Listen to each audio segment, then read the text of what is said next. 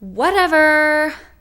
Hi Playmates, it's Aerostar here. Grab your popcorn and tissues cause this spoiler chapter 24 recap of the war between the two houses of St. West is gonna get real. And don't forget to like and subscribe for more gaming content every Wednesday and weekends. We open chapter 24 with the conversation between Garth and Raquel about Range and Shufraken, how they know that Shufraken was the one who put Range up to kill the King of La Nombre to steal the Exstruct, and what would be the option to try to clear up Range's name and dump everything on Shufraken. And they're interrupted by Benton, who comes all beaten up and tells them the horrible news of Carrie using Bruin rebels to take over St. West and the tragic news of King John Donk and Queen Emma's assassination. Garth and Raquel seem pretty calm for what happened, and Garth tells Raquel that he must now become the new king of St. West. Benton tells Raquel that Baelish, Tantello, and Luke have been trying hard to fend off the rebels, but it hasn't been looking good. Benton also lets Raquel know that Xeon had been a key player in uncovering the truth about Carrie with Baelish. With no time to lose, Raquel instructs an army to be gathered to head to St. West along with Garth and Benton.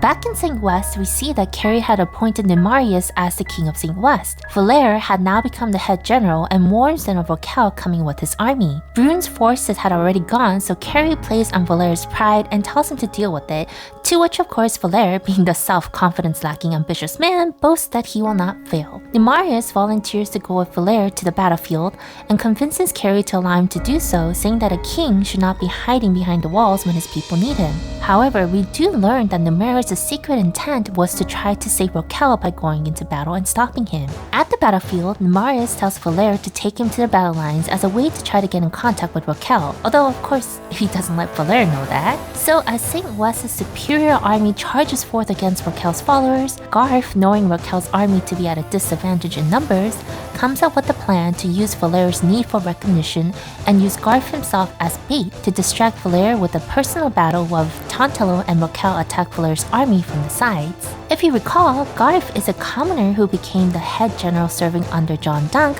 through his skills and a little bit of help from Valere. Valere is of noble birth and became jealous and vengeful against Garth after Garth defeated him publicly in battle to become the head of the general of St. West. We do learn from one of those side coy raids, however, that Valere believes Garth won by cheating, as Valere had been set up to believe so by Carrie, so there's a little bit of justification between his feelings there. But anyway, Valere proves himself to be an experienced general as he sees right through Garth's plan and explains what St. West must do to break through Garth's plan to Nemeris, unknowing that Nemeris had asked Valere to share that with the hopes of having Garth's plan succeed so that he can save Raquel from being killed. So while Valere is in a winning stride against Garth, Valere is informed by his soldiers that Nemeris had led the unit that was to go against Tantello and Raquel's unit that was attacking Valere's troops from the side, but he had failed in the attempt and was captured by Raquel. We fall back to see that Nemeris had in fact just jumped in and asked Raquel to take him prisoner so that he can have a chance to talk to him. Nemeris explains that the only way for everyone to live is to split up St. West into two,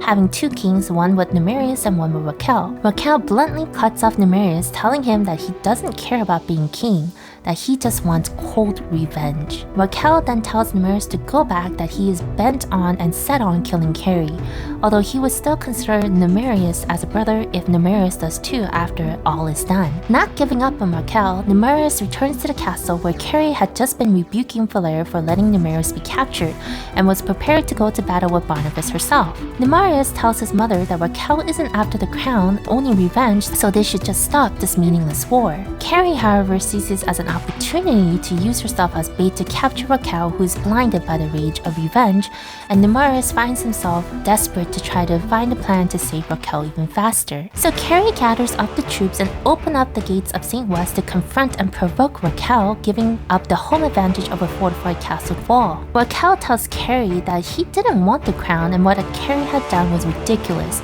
to which Carrie said that it had to be done as they were all but bugs and pests in her own. Carrie further mocks Emma, Raquel's mom, whom she had murdered, as a filthy orphan who is less than her royal Brune blood. Raquel gives into the provocation provocation and charges after Carrie, and his men are trying to protect him and goes with Raquel into the enemy lines. Garth keeps trying to convince Raquel to go back and regroup, but Raquel tells Garth that this is their only chance before Carrie fortifies herself behind the castle walls. At that instant, Carrie unleashes a trap of arrows upon Raquel's team, to which Garth takes on a full hit to protect Raquel and instructs Benton to take Raquel back. Garth makes his final command to Tantalo to pull back the troops while he stands ground against Valair. Outnumbered and surrounded, Garth fights a brilliant, defensive and desperate battle and obtains his final Medal of Honor as the head general of St. West, protecting his pride, his people, and his king.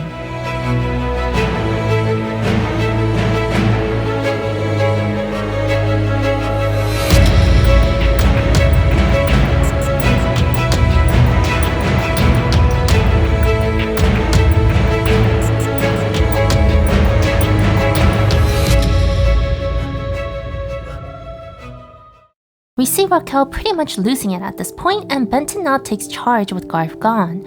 With the St. West army closing up on them, Tantalo makes an offer to sacrifice himself to let them escape, while Benton tells him that they must find a solution to all live together as Garth would have wanted. Thankfully, at this desperate time, Luke comes to join them with backup troops. Carrie, learning that Luke had come to the aid of Raquel, formulates a plan to barricade Raquel's troops from four sides to have them die of starvation. She also sees that Nemeris' plan to try to save Raquel and plans to use Nemeris' kindness to win the battle. Back at Raquel's camp, Luke talks some sense into Raquel, who seems to have drowned in self-remorse over the death of Garth and everyone else. Luke tells Raquel to face up to reality that Raquel, he himself, is the prince and rightful heir, and that everyone here is fighting for that, giving up their lives for that, not just so that Raquel can have some personal satisfaction. Raquel seems to have some sense put into him through this talk, and tells his men that he will have his revenge, but also rebuild St. West as a powerful nation under his rule. With that, Raquel mobilizes his final round of men to attack Nemeris' group that's putting his army in siege as an escape to remobilize and rebuild for a comeback. Nemeris, as planned, tells his men to not chase after Raquel after Raquel's army broke to his line of defense. Nemeris' men, however, tells him no, and tells Nemeris that they have direct orders from Carrie herself to chase after Raquel, and does so. Raquel and his troops soon find themselves in a trap Carrie had set out for them.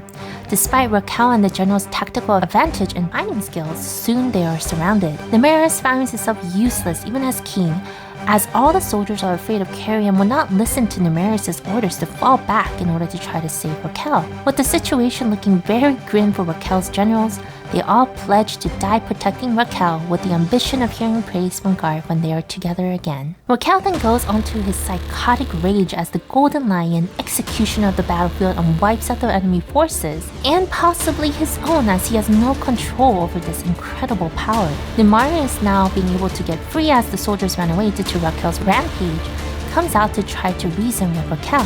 Raquel, however, attacks Nemeris and shouts at Carrie to come out if she wants her son to live.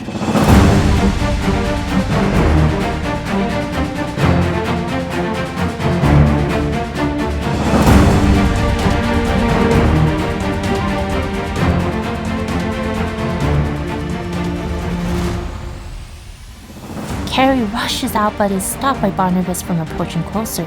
She screams out to Raquel if it's her head that he wants, desperate to save her son. Benton tries to reason with Raquel to try to let Nemeris go, as Nemeris has been trying to help them. But Raquel, in his delirium, tells him that he trusts no one now, and no one can grant him what he wants.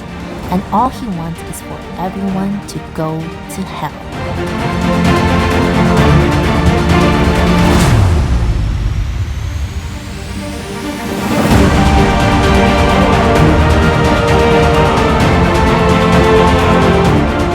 With that resolve, he strikes a deadly blow on Nemeris right before his mother's terrified and petrified eyes.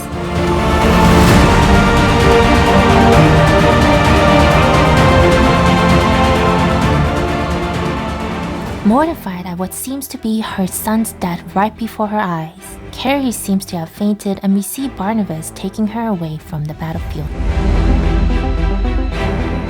I mean, first of all, let's just admire something about the stark contrast to the betrayals and the lies we've encountered so far, and the unfailing loyalty of what we have seen here in this chapter. Whereas in the previous chapters, we've really seen nothing but lies and backstabs, we see now the firm resolve and resolution of heroes like Garth, Benton, Tantalo, and Luke. One other thing that I have to say is this whole chapter actually makes me feel again that Carrie is actually not a bad mom.